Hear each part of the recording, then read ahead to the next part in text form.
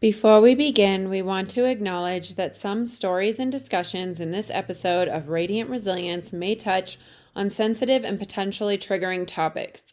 These may include themes of graphic description of gun violence, parental death and childhood trauma, PTSD and anxiety, suicidal ideation, emotional abuse and narcissistic family dynamics, substance use and recovery, secondary trauma. Our goal is to share real life experiences in a respectful and empathetic manner, offering insights into the complexities of the human spirit and the journey towards resilience. However, we understand that some content might be difficult for listeners. We encourage you to prioritize your well being and discretion when deciding to listen. Please remember this podcast is not a substitute for professional advice or support. If you find yourself needing assistance, we urge you to seek help from qualified professionals or trusted support systems. Your mental and emotional health is important to us. Thank you for your courage and for joining us in a space of understanding and compassion.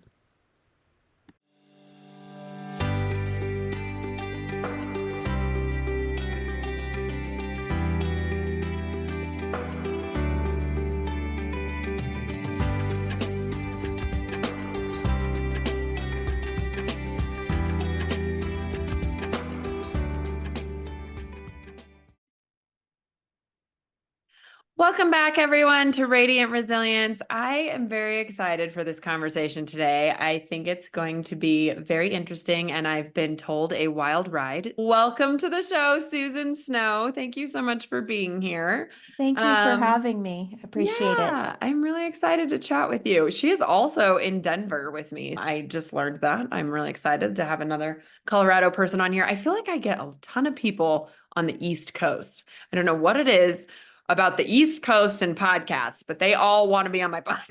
Yes, I get it. Anyways, Susan Snow is the daughter of slain LAPD detective Thomas C. Williams, who was ambushed and killed on October 31st, 1985, when she was 17 years old. She is a published author, speaker, and coach, and she currently works as a realtor in the Denver metro area. So welcome, Susan. How are you today? I'm good. It's a Good. beautiful day here in It Colorado. is. It's so Gorgeous. pretty today. And then I think it's supposed to get cold again tomorrow. So yay. Bummer. It is winter at the time we are recording this It still. is. All right, Susan, I'm going to let you start where you want to start with your story. It sounds super wild and crazy. And I'm sorry that you've had to go through some hard things. I will start with that. But go ahead and start wherever you would like. Okay. Like you said in my intro, my dad was an LAPD detective. I was 17 in 1985, and I had a 6-year-old brother at the time, Okay. my only sibling. The one thing that I always say is that with law enforcement, there's always that fear of them getting hurt. When I was younger, he was a police officer on the streets, and I knew daddy could get hurt, but I didn't think anything worse than that. As I got older, and he became a detective, I thought I had the false sense of security in that because Yeah. I figured he comes in after the fact. He's got a desk job, basically. So it kept him out of the fire, so to speak. But my dad was, I'll tell you a little bit about my dad so you can gauge like what he was as a dad, as a human. Yeah. He was a very he was my protector. He was a very present father. He was a very present person. So when you were in, if you were having a conversation with him, he made you feel like you were the most important person. And I've heard this from people that work with him. I heard people that have trained with him, me and my brother, and that's just who he was. And so being a detective, he had the day of Halloween, he was the lead detective on a case. And that day he was testifying. And I was 17 at the time, it was normal. Like I was a normal teenager and I wanted Had to go to a he, party. I have a question for you. Had he had any issues prior to that had he ever come home hurt? Had he ever come home like with crazy story. I'm sure he had crazy Oh stories, God, yeah. but I mean, you're saying you had that false sense of security. So I was just curious if he had come home ever where it was like, oh my gosh, like this is a wake up call ever? Never. Okay. Never. Okay. The only thing I can say is that morning he was getting ready. My mom had already left for work because she had a party at work and stuff. And so she had already left in the morning, and it was just he and I, and he was getting ready for court. And he never, his personality type was like, he was very laid back. And so that day he was acting anxious. So whether he knew there was some imminent or that there was some danger in the situation or not, I don't know. But I know that he was extra nervous that morning about Okay. how he looked. Oh, So I helped him put his suit together. My dad was not a fashionista by any means. most dads And aren't, I feel yeah, and like. so picking his tie out and helping him with that. Meanwhile, I was asking dad to go to a party. Since it was a school night, he was like, absolutely not. You're not going to go to a party with your boyfriend and your friends and on a school night. And continue to help him get ready for court. And then he dropped me off at school. And the whole time at school, I was like having all these plans in my head. I was gonna come home, I was gonna clean the house, I'm gonna just schmooze my parents to let me go to this party. So the plan was that dad was gonna get off court, go pick up my brother from school, and then my mom would come home and we would go trick-or-treating with my brother who was 6 and whatever. That didn't happen. So when I got home and my mom came home and she was telling me the day and then went and got her costume off. She was getting her costume off. And then I was putting mine on. I was Madonna that year, so that just ages me right there. Anyways, I would like remember I was bound and determined to go to this party. So I was really excited. And the phone rang. And of course, being a teenager, I thought it has to be for me. Who's going to call my parents? Yes. So I ran across and picked up the phone because back then they were attached to the wall. Yep. And it wasn't for me. It was a lady from my brother's school. And all she said was that there was a drive-by shooting and my dad was involved. Oh my gosh. And at that point, I just froze. And I saw my mom come around the corner and I just handed her the phone as fast as I could Yeah. and stood there and I watched her. I watched her demeanor, I watched her body language, and I tried to listen in to hear anything I could, and I could tell by just how she looked that it was bad. So she got off the phone, she looked at me and said, "We're going to the school." And we jumped in the car and said nothing to each other all the way there. And the deep pit of my stomach was like, what is this going to look like? Like Mhm. I'm going from all these like scenarios in my head to just being scared. I was a kid and I didn't know what this was going to look like. So Yeah. the way that the school is put, you've got the front of the school, you've got a parking lot in the middle of the school, and then the kids after school care was let out on the back side of the school. And so we parked in the parking lot in the middle of the school. And at that point, when we started walking towards the back of the school, we could see the night sky lit up because there were so many police cars and there was an ambulance sitting in the street. And as we walked, there were two officers that were coming towards us and they had tears in their eyes. And we just kept moving forward. My mom and I caught a glimpse of my dad's truck, so we started to run towards it. As we Mhm. got closer to the truck, we saw glass on the ground, rounded the truck, and there he was, partially covered up.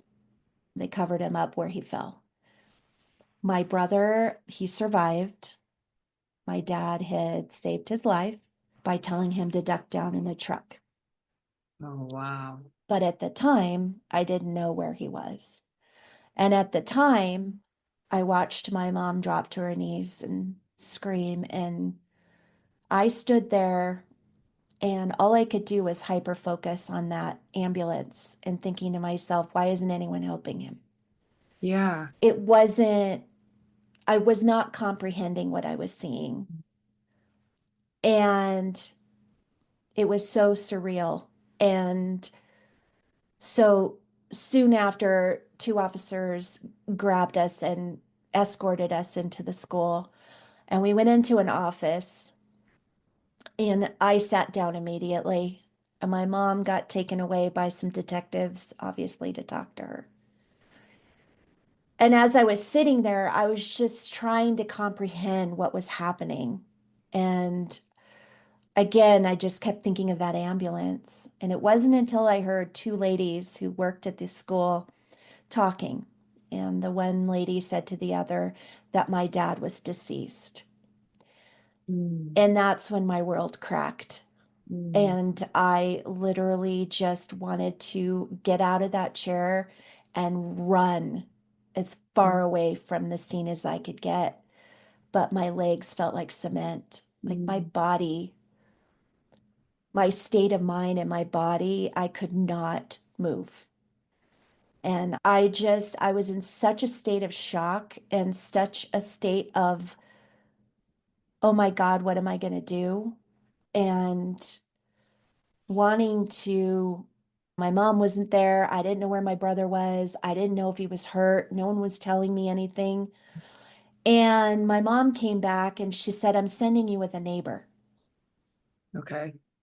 So part of me wanted my family unit, needed my family unit. I was still a kid Yeah. and I was still trying to process all of this and needed an adult to say, we're going to get through this, to give me that kind of support. And I didn't get it. I Mm. got sent to the neighbor. And at this And time, your mom still hadn't said anything to you about what was going on. no, all I knew is I was going to a neighbor's house. Okay. And I went to the neighbor's house, and my poor neighbor had known my parents forever. And they knew something really bad happened because when we were at the school, my house was swarmed.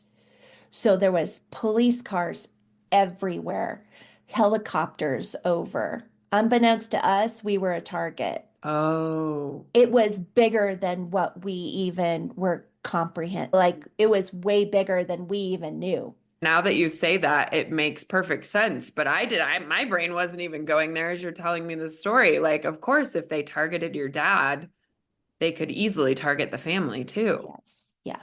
Ah, So I went to the neighbors. She tried, God love her, she tried so hard to really comfort me and give me support, but she was reeling herself. sure. And all I kept saying is, I want my boyfriend. I need my boyfriend. And so she called him at work and she didn't tell him what happened. She just said that he needed to come here. I needed him at that point. So when he showed up, he was like, she told him that there was an issue with my dad, but she didn't say that he was gone. So when he showed up, he was like, "Get your purse, get your things. Let's go to the hospital. What hospital is he at? Where's your mom? Where's your brother?" He was going on no information. Yeah. And I couldn't spit it out. I just stood at the porch and I just could not say the words because if I did, it was real. Yeah. And after a little bit of he was getting antsy in the pant, he was just like, "Let's go." It came out. Mm, And I just said, he's gone. mhm. He's not at a hospital. And my boyfriend was like, "What do you mean?" And I said, he's gone. And I watched my 19-year-old boyfriend, who I had only been dating 3 months, drop to his knees. And we were both sobbing. It was horrible. And for us, we were kids and we didn't know how to process all of this. Of course. Yeah. I know probably most boys his age, this is big. This is huge. Like most guys would have said, I'm out. This is Yeah. no. He stuck it out and he was there with me. And I think part of it, and we've talked about this because I married that man. Oh. We've been together for 39 years. Oh, I love that. He I think he knew my mom and I did not have a healthy relationship prior to my dad's death. And I think he knew that I was going to need some extra support, some friendship, someone to be there for me. And I'm very grateful for that because it took them 6 days to find the perpetrators. Oh, wow. And so I had all of that police presence for 6 days, 20 plus officers all over my front yard, backyard, helicopters. I had bodyguards where I needed to go. It was crazy. We had media camped out because it was the first time an officer was actually assassinated. Oh, wow. And so it was a big story all over. It was international news. It was just nuts. And again, I was 17 and there was no, in the 80s, back then, there were no talk about mental health. Mm. There were no resources for kids who have gone through trauma. And so I had to rely on the adults that were around me. And I will tell you, it took the media 2 days to figure out he had a teenage daughter Oh, because wow. all of the focus was on my brother, and so be it. He watched his father get murdered and my mother, and I got pushed to the side. When I started having all of the symptoms of PTSD, I didn't know what it was. Of course. I had never Shortly heard of after? PTSD. I had no idea what anxiety was. I just knew that I wanted to crawl through my skin. Mm. And I didn't know what depression was. I just knew I couldn't get out of bed every day. Mm. And I lived in a fog. And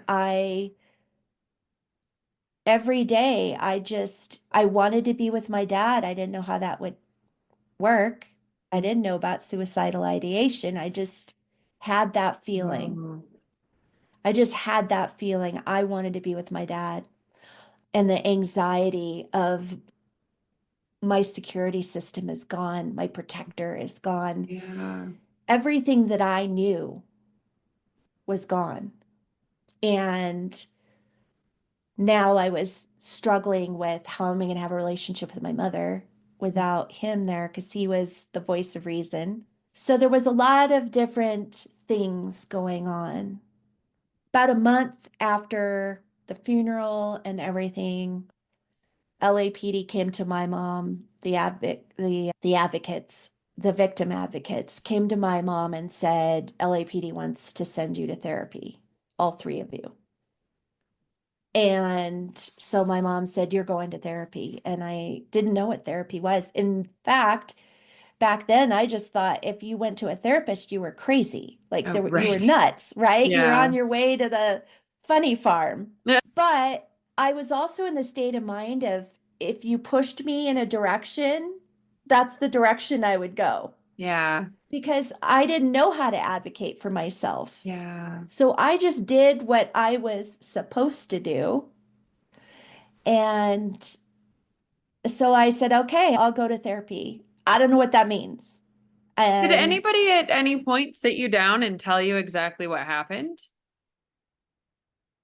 bits and pieces. Yeah. And then I'm assuming at some point, did you and your brother ever talk about it back then?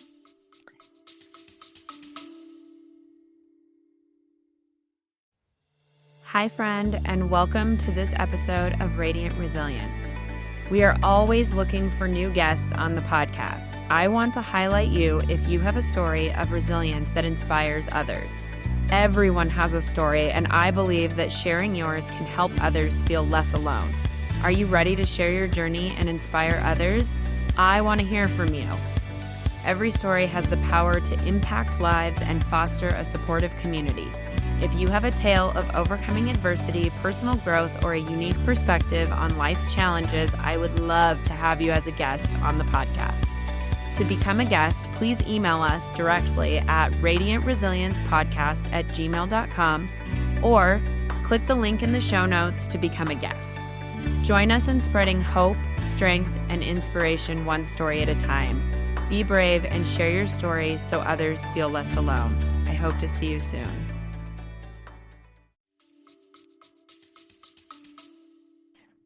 I didn't get to see my little brother until about, I would say, late morning, early afternoon the next day. I had Okay. heard him crying that night in his room. I had nothing. Like, I wanted to get up and hug him and hold him and Sure. tell him I loved him, but I had nothing left. Yeah. I literally couldn't get out of bed. I had all these strangers in my house for Yeah. days. And so, processing all of this, I had to do it hiding in my room, literally. I didn't want to talk to anyone, Yeah. but nobody came to talk to me either.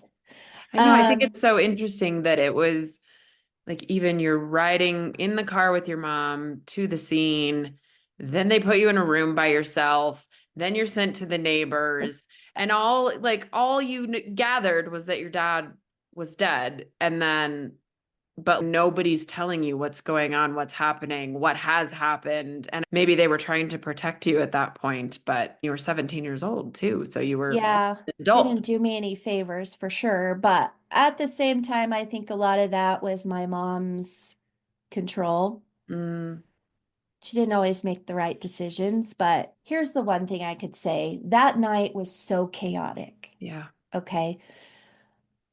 She was dealing with her own stuff. It was chaotic. She had my brother to worry about. There was a lot going on. So I don't blame her.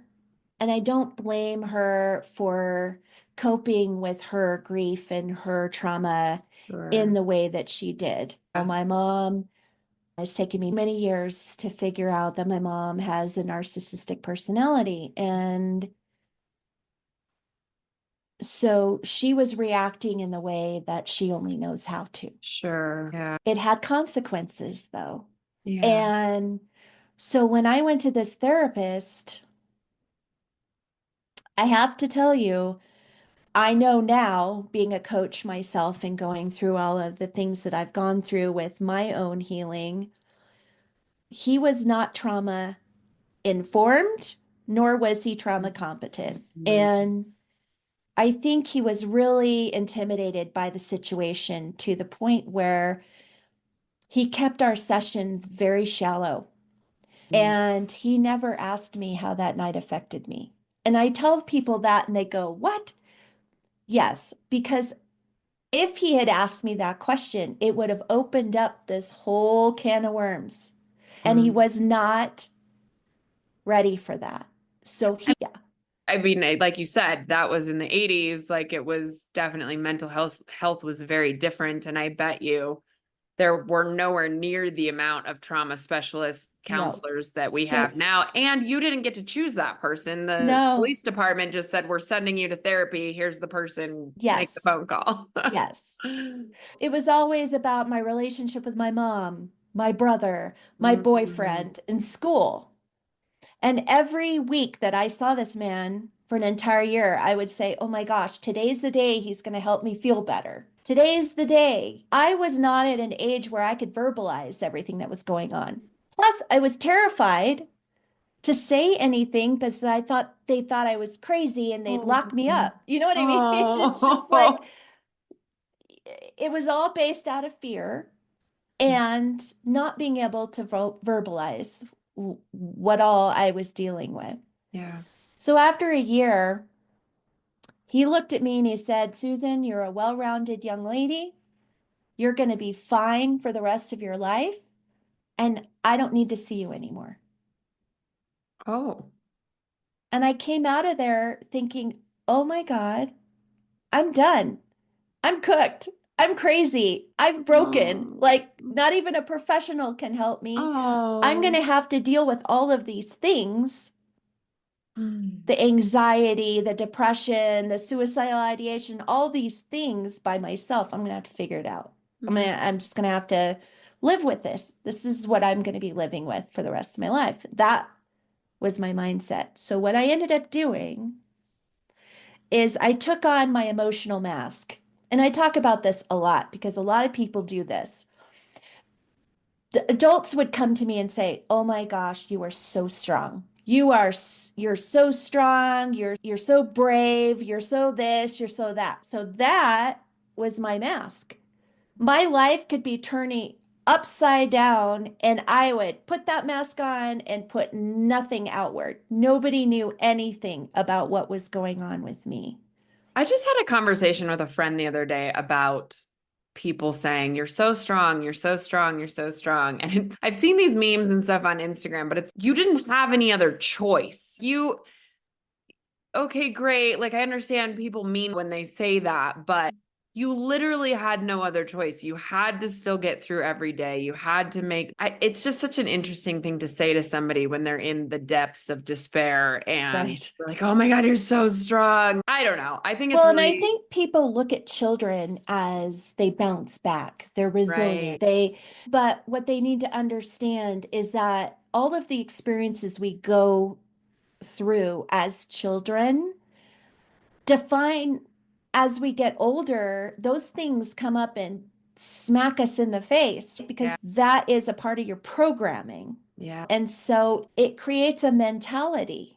And so that created a mentality of, I'm not going to let anyone help me. You could stand in front of me and be like, how can this was before, how can I support you? Oh no, because in my mind, this is my burden. This isn't Mm. yours, it's mine. I'm not putting my burden on you. You've got Mhm. enough going on in your plate and whatever. I did it to my own husband, Mm. who was there through the beginning. We Yeah. both went through trauma Yeah. together. He may not have been there that night where I was and saw what I did, but he was there through everything moving forward. And it was traumatic for a young man. Yeah. It's a process. And when this therapist told me that, I was like, okay, I'm going to be fine for the rest of my life. Guess what? Mm. I wasn't. And Yeah. I lived in fight or flight for 14 years. Oh, wow. 14 years until we moved to Colorado in 97. And now I'm married. I have two children, small children. I was doing hair at the time in Greenwood Village, which we're at a salon. And April 20th of 1999, I was working that day. And I was doing a client. I went back to take a break and turned on the little TV, and up popped all of the Columbine high school shootings. Oh, wow. I had a visceral reaction. I started to have flashbacks.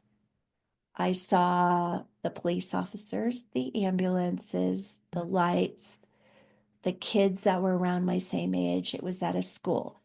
I couldn't put two and two together as to why I was having this reaction, but Mm. I had turned pale and I started to panic. I had panic attacks because I was seeing this stuff in my head.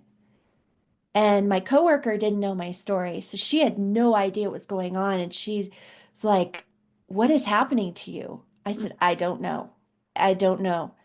And she said, "You're not old enough to have kids that go there. And you said you didn't live in this area. What is happening?" I said, "I Mm. honestly can't answer you. I don't know." And I didn't want to tell her what I was seeing in my head. Yeah. So Did I she did what know I the was good at. story? Had told her that story previously? No. Yeah. Nobody knew. Mm. I put my mask on Mm. and I went out. I finished my day. I think that Everybody is around me one. was a hot mess. Everybody around me Yeah. was upset, was angry, was crying, was whatever. And I was like this. I think that's one of the hardest things about doing hair because I've experienced that when I've had really hard days.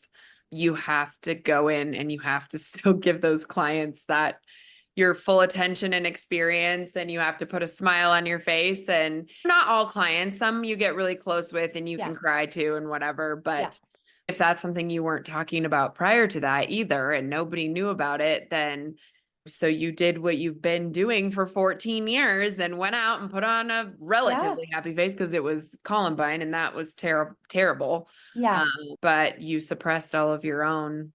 I did. But the Mhm. minute I walked through the door, all of those old emotions Ooh. came flooding back. And I was suicidal. But Oh.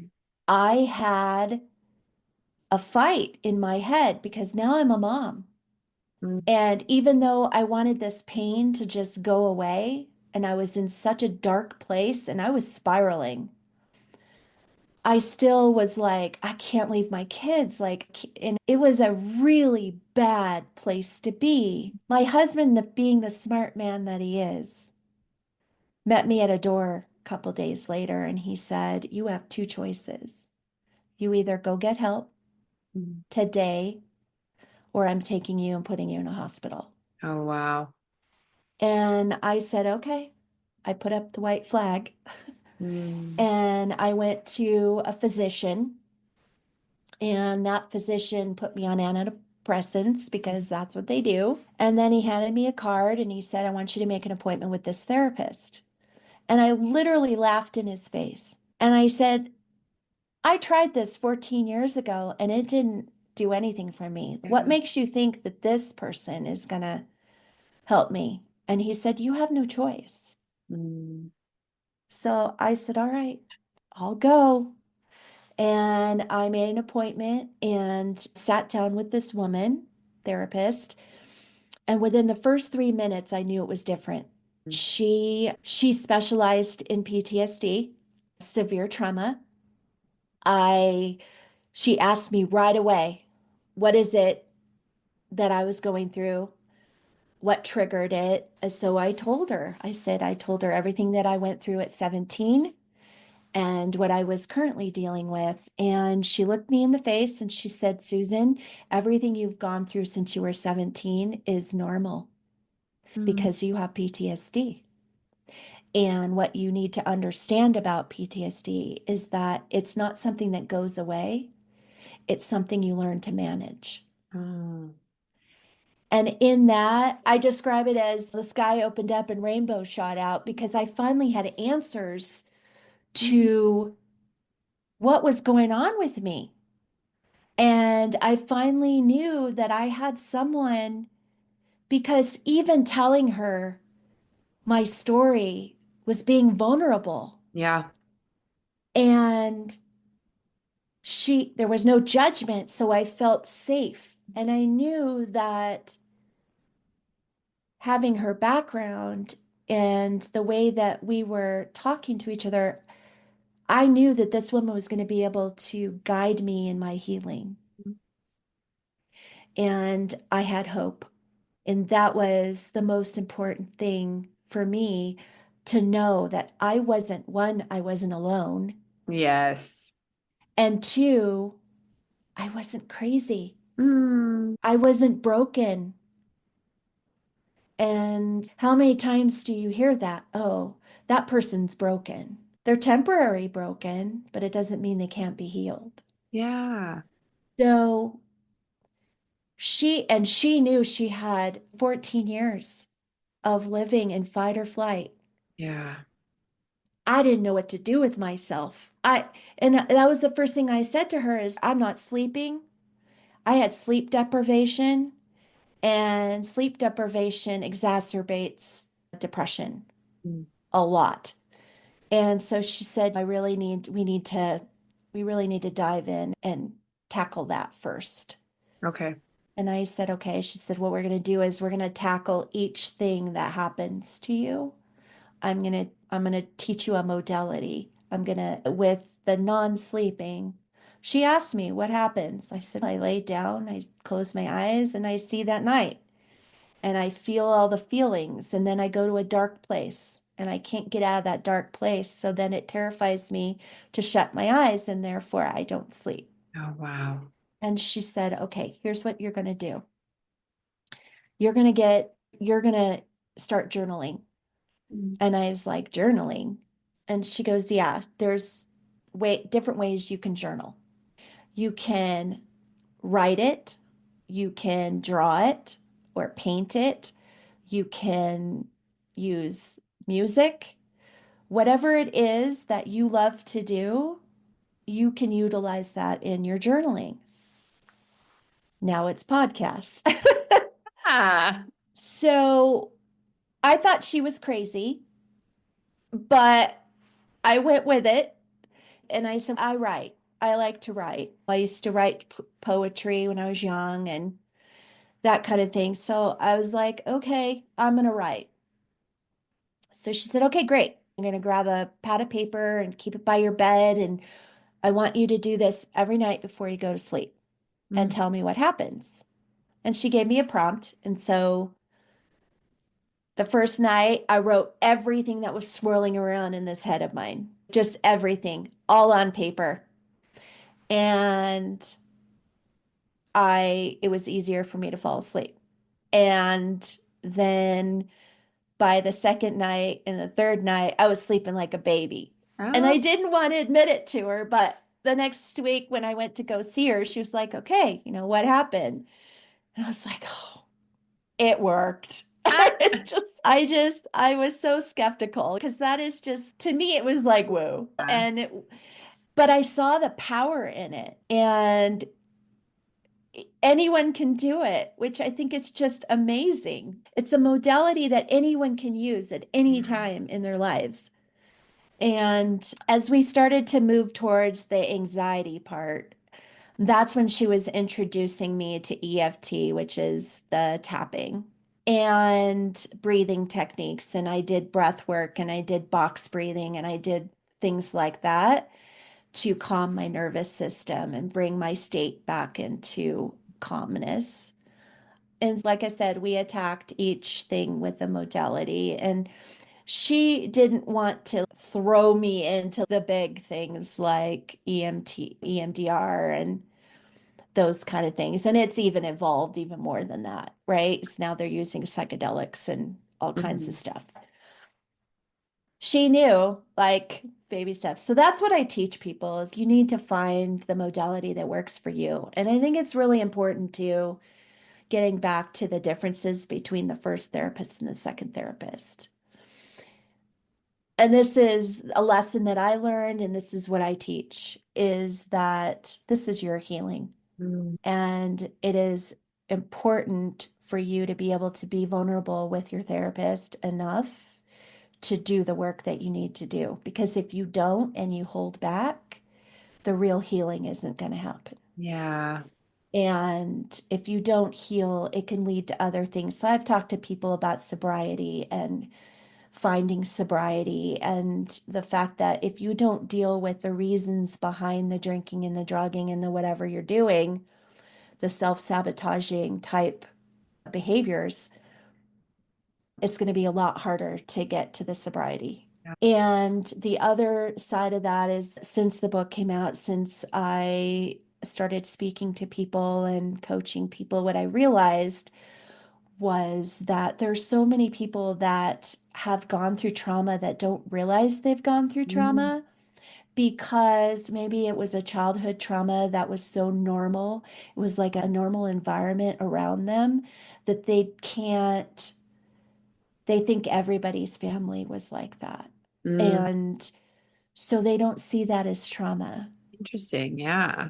but it is. And that leads to other behaviors. It leads to a lot of fight or flight. It leads to a lot of dealing with situations as a trauma response within relationships. So that's why I got into coaching because I really realized that there's people out there that, and they even look at my trauma and go, I didn't go through anything as bad Yeah. as yours. But everybody's trauma is their trauma. Yeah. Doesn't make it any less harder to deal with. It Yeah. isn't. And so what's important is the healing. Yeah. What's important is finding the resiliency and and what I felt through my healing was through forgiveness. I was taking my power back.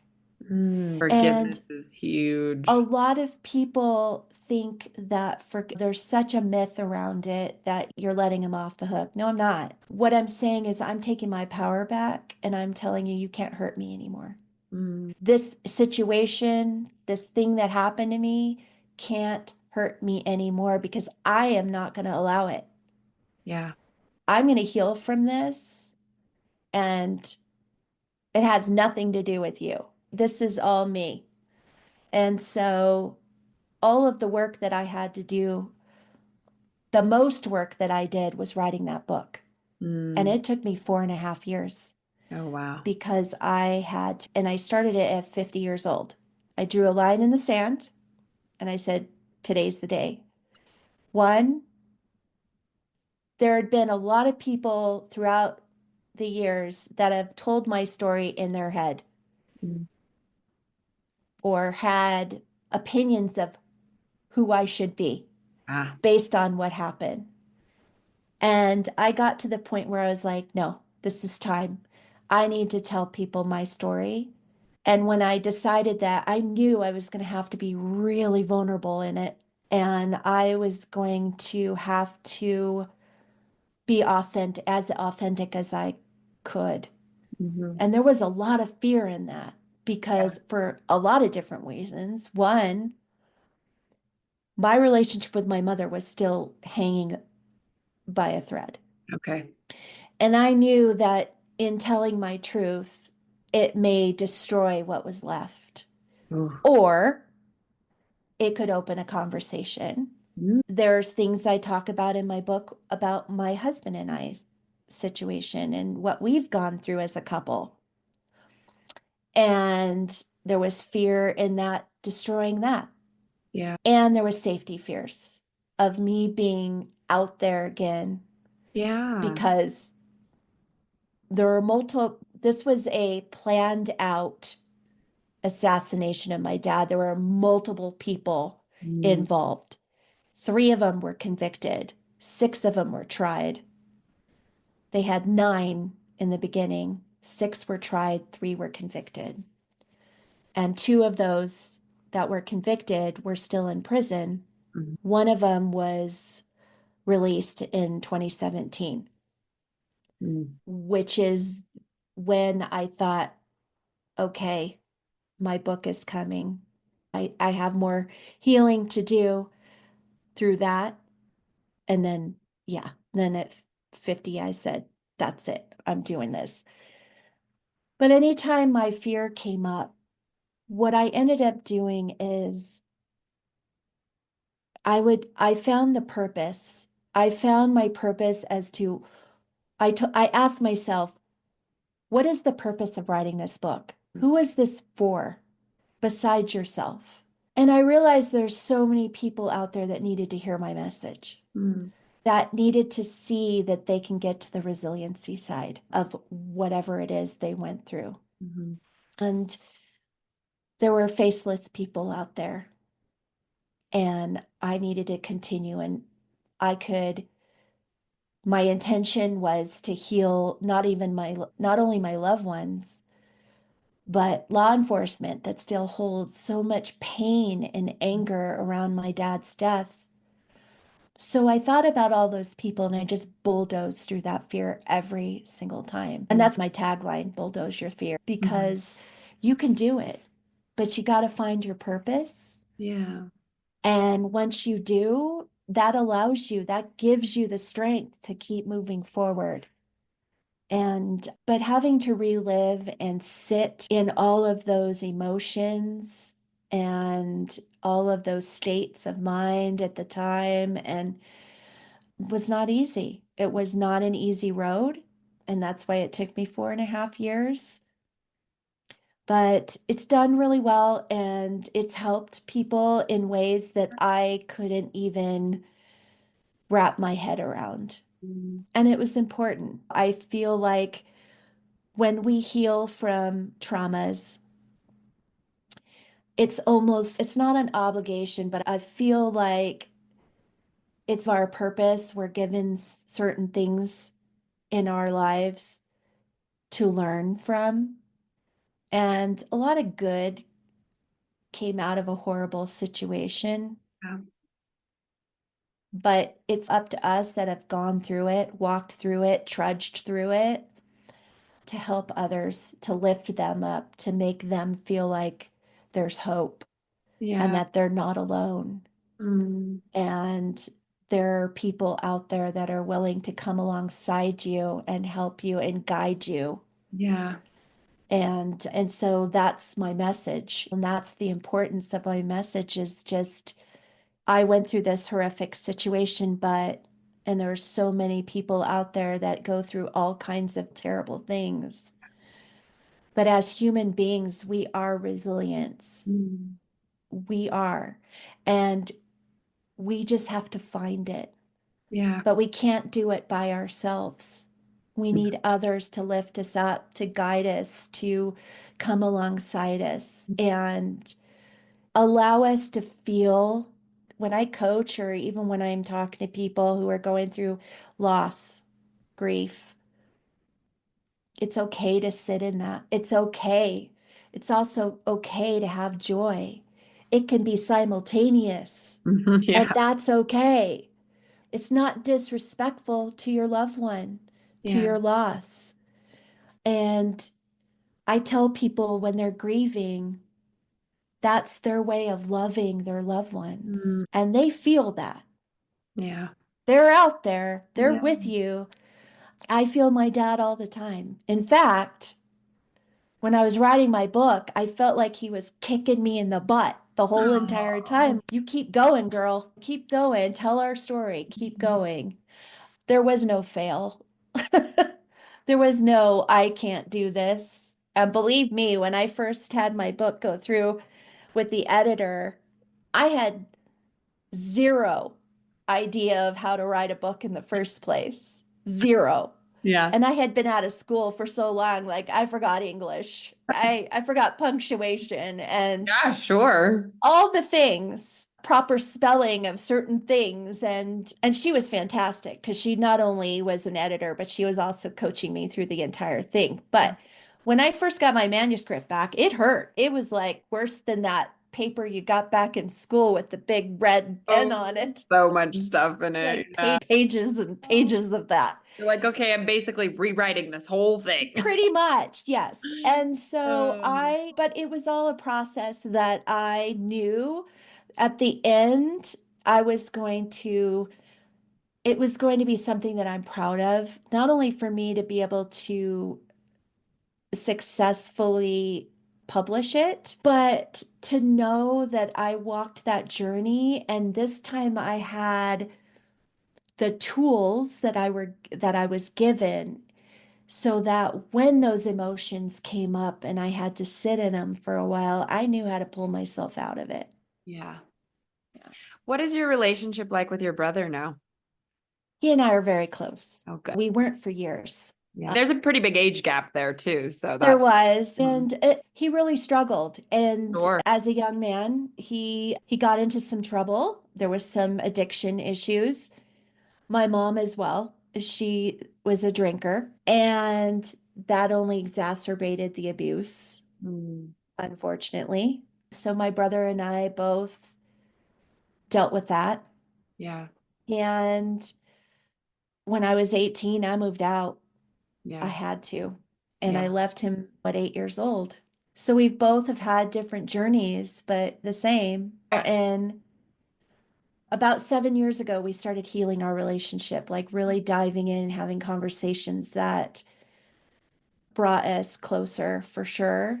He has not read my book, and that is okay. He has his PTSD is he has stackable trauma his entire life. I understand that. Yeah. And when he's able to, Yeah. when he's strong enough, he will. Yeah. But he's still proud of me. And I call him my Hercules Oh. because he's 6'2" and almost 300 pounds. He's a big boy. Mm. He's my big little brother, but a teddy bear, like heart of gold, amazing human being. Married the love of his life a couple of years ago, and he's a stepdad, he's a pop, and he's my Hercules. I love him to death. And as far as my mom and I, we no longer have a relationship. We went no contact when the book came out. her Oh, decision. oh, It so was her did she decision. she read the book then, or Yes. and you have expected it to go I that didn't know what was going to happen and understand that literally when the book came out is when I was realizing, not diagnosing her, but just starting to understand who she was way? or who she is and why I felt the way I felt when I was around her. So I was okay with the decision. Like I had to be okay with the decision. If she called me tomorrow and said, I'd like to sit down and have a conversation with you, I would sit down and have a conversation with her, Yeah. but it's not going to happen. Mm. And that's unfortunate, but I'm at peace very much. I'm very much at peace about it. And I wish her and I send her love all the time, Yeah. but her life is her life. Mm. And the choices she made were her choices. And Yeah. I have no control over any of that. I only have control over myself. I will say that I am a much better mom Mm. because I learned very early on that I didn't want to do to my kids what was done Yeah. to me. And I come from generational abuse all the way back. So on my mom's side. So I was a mom that was very cognizant of my behaviors. I'm very close with my kids, Mm. my adult children now. Woo! Eh, Won't talk about their ages. that's fine. Just know that they're adults. That's all you need to know. But yeah, I'm very close with my children and I'm very proud of that. But I got to tell you, it's a lot of work Yeah. when you are a person, especially when I was living in fight or flight. Yeah. It was a lot harder work Yeah. because I had to check myself. I had to check my behaviors and making sure that I wasn't putting onto them Yeah. what I was feeling and dealing with. It has helped me to know about mental health. It has helped me to know about modalities because my kids have dealt with mental issues as well. Sure. And I have been able to, and my husband have both been able to meet them where they were Mm. and understand them and encourage them and guide them. Yeah. And I still do. And I feel very grateful for that. Yeah. There's a lot of parents out there that don't know what to do with their kids when they start to spiral or they're dealing with whatever they are. And our kids deal with so much more now than I did as a teenager or a young adult. I think it's really important for Gen Xers such as myself to really try to meet their kids where they're at Yeah. and just understand that this world is crazy to them. And now they've got this technology and this social media, and Yeah. there's just so much negativity in this world. And that's the part of me that every day when I hear these stories of people who are behaving in certain ways or whatever, I can step back and say, there's a reason behind it. There's a reason behind their behavior. There's a reason why. And as a realtor, as a hairdresser, you see that people reacting in certain ways or treating people in certain ways, and it comes from somewhere. Yeah. And so, if you've got to have, and it's taken me many years, don't get me wrong. Oh, sure. Every day I'm learning something new, and especially like even from my kids, like I Yeah. learn stuff from my kids all the time, but I think it's just important and I think that is why my purpose is to go out and really help people heal Yeah. and be able to have the kind of lives that they dreamed of, to have their dream life, to be able to have the relationships that are solid around them and feel supported in that. So what is the name of the book? I don't know if we've touched on that in here. Yep, the name of the book is The Other Side of the Gun: My Journey from Trauma to Resiliency. It's Okay. on Amazon right now. You can Mhm. get it in paperback form. You can also do a Kindle form. Okay. If you're on Kindle Unlimited, you can actually read the book for free. But if you do, please leave a review, good, bad, or indifferent. Doesn't Yeah. matter. I'm open to whatever. Everybody has their own perceptions. Some people are not going to what I have to say, and that's okay. That's okay. Yeah, amazing. So now you are going to do some of your own coaching to help other people. I am. So what is that? Do you know what that's going to look like for you? Like how you want to work with people, and is it going to Oh, be yeah. one-on-one, groups? Tell me all about that. Yeah, initially, I think it's going to be one-on-one. Here's the kind of coaching I'm going to do. I'm going to be doing trauma resiliency coaching. And what that looks like is I'd be working with people. I'm not a therapist by any means. I'm not a licensed therapist, and I wouldn't pretend to be. But when people go through therapy and they get to a certain place where they've healed, they still feel stuck. What do I do with what I know? What do I do moving forward?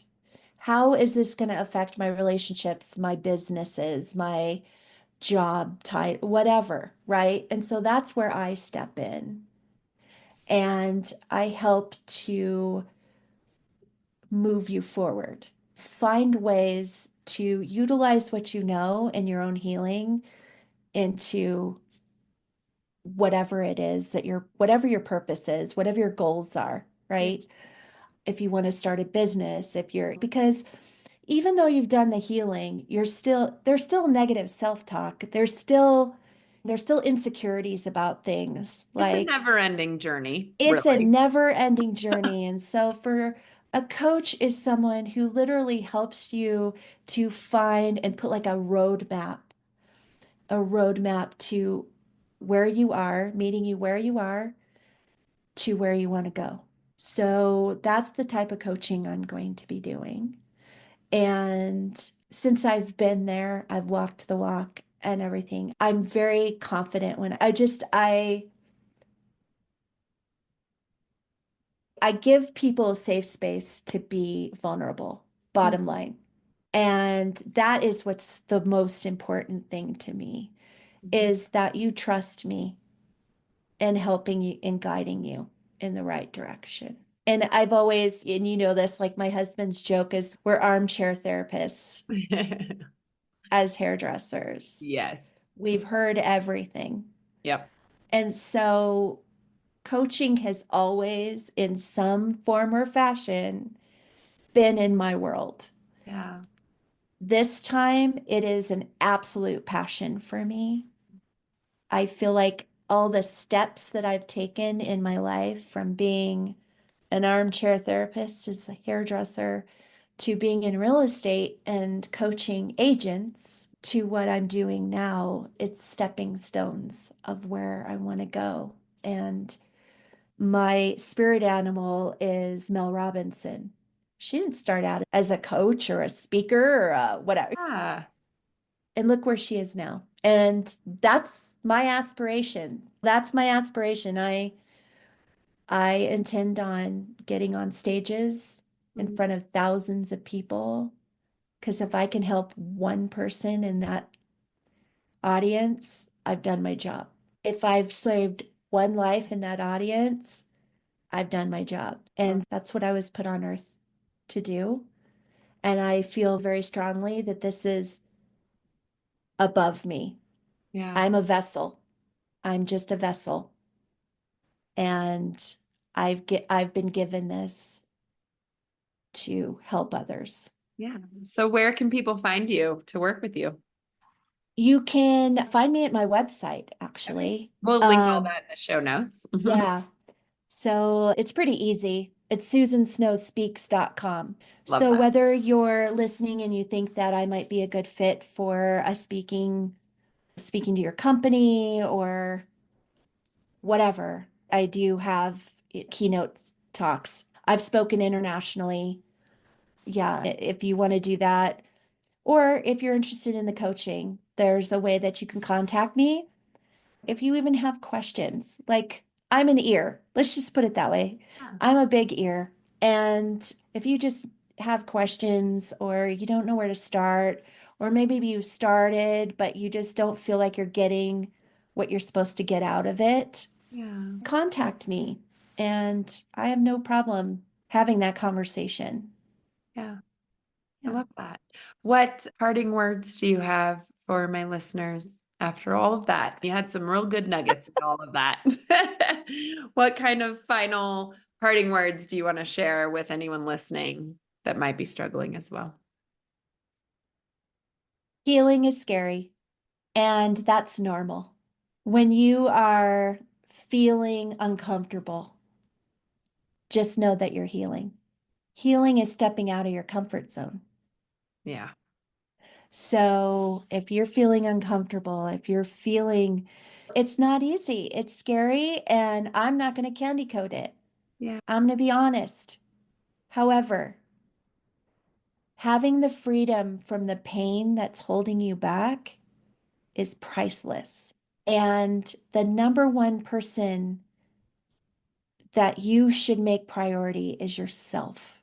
Because when you heal yourself, it's a ripple effect and it affects the people around you. Yeah. Ooh. So those are my parting words. That was so good. Thank you so much. I'm so sorry that you had to go through everything you went through. Thank you. But I've found a common theme on this podcast is that most people would not go back and change it. Obviously, you would love to have your dad here with you. Of course. That all made you into who you are today, and you are a beautiful soul. So Thank you. thank you so much for coming on here and sharing that. And I love the journey you've been on. So keep doing Thank the you. work. And I love that you're going to help other people. Yeah. Yes, if anybody wants to get in touch with Susan, I will link everything in the show notes. And yeah, thank you everybody for listening. Thank you so much, Susan. Thank you for having me. Yeah, we'll see you all on the next episode. Thank you so much for tuning into today's episode. If you enjoyed our conversation and found value in the stories shared, please consider following us on your preferred podcast platform. Your ratings and reviews make a huge difference. They help us reach more listeners and continue bringing you engaging, insightful content. We appreciate your support and would love to hear your thoughts and feedback. Until next time, keep listening, growing, and sharing.